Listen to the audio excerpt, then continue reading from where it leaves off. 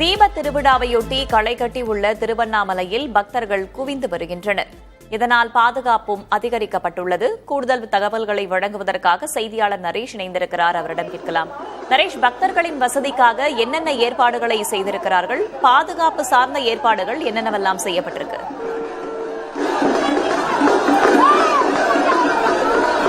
சிவபெருமானின் பஞ்சபூத ஸ்தலங்களில் முக்கியமான அக்னி ஸ்தலமானது திருவண்ணாமலை. இங்கு பார்த்தீங்கன்னா முக்கிய நிகழ்வான கார்த்திகை தீப விழா இன்று மாலை நடைபெறுவதையொட்டி லட்சக்கணக்கான பக்தர்கள் பல்வேறு மாவட்டம் மற்றும் அண்டை மாநிலங்களிலிருந்து தற்போது இங்கு குவிந்துள்ளனர். இவர்களுக்காக பாதுகாப்பு ஏற்பாடுக்காக வடக்கு மண்டல ஐஜி அஸ்ராகா தலைமையில் 15,000க்கும் மேற்பட்ட போலீசார் தற்பொழுது பாதுகாப்பு பணியில் இங்கு ஈடுபட்டிருக்காங்க.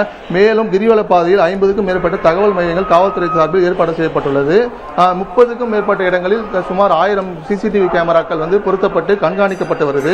மேலும் சுகாதாரத்துறை சார்பில் 60 இடங்களில் மருத்துவ முகாம்கள் அமைக்கப்பட்டிருக்கு.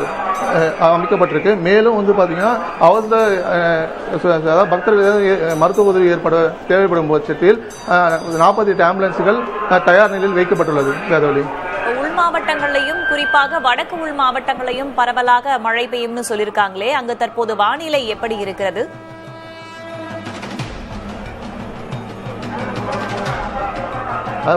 அதிகாலையில் லேசான சாரல் மழையானது பெய்ய தொடங்கியது. அதையும் பொருட்படுத்தாமல் பக்தர்கள் தொடர்ந்து கிரிவலமானது மேற்கொண்டு வராங்க. இப்போ பார்த்தீங்கன்னா குளுமையான சூழ்நிலை ஏற்பட்டிருக்கு.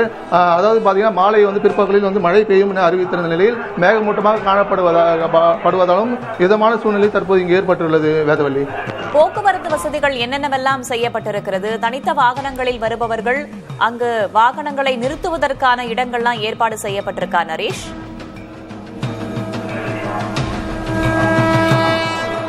பார்த்தீங்கன்னா கிரிவல பாதைக்கு வெளிப்பகுதியில் உள்ள, அதாவது திருவண்ணாமலை மாநகராட்சிக்கு வெளிப்பகுதியில் சுமார் 24 இடங்களில் தற்காலிக பேருந்து நிலையங்கள் தற்போது அமைக்கப்பட்டிருக்கு.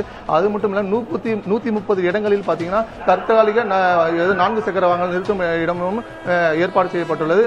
அங்கிருந்து பக்தர்கள் நடந்து தற்போது கிரிவல பாதையில் நடந்து கிரிவலமானது மேற்கொண்டு வராங்க. வேதவள்ளி, விரிவான தகவல்களுக்கு நன்றி நரேஷ். தீப திருவிழாவையொட்டி உலக புகழ் பெற்ற திருவண்ணாமலை அண்ணாமலையார் கோயில் சன்னதியில் பரணி தீபம் ஏற்றப்பட்டது. அதிகாலை 4 மணி அளவில் அண்ணாமலையார் கருவறை முன்பாக சூரிய சந்திரன் எதிரே ஏகன் அநேகனாக மாறும் தத்துவத்தை விளக்கும் விதமாக கோயிலின் கருவறையிலிருந்து கொண்டுவரப்பட்ட தீபத்தினை கொண்டு 5 மடக்குகளில் பரணி தீபம் ஏற்றப்பட்டது.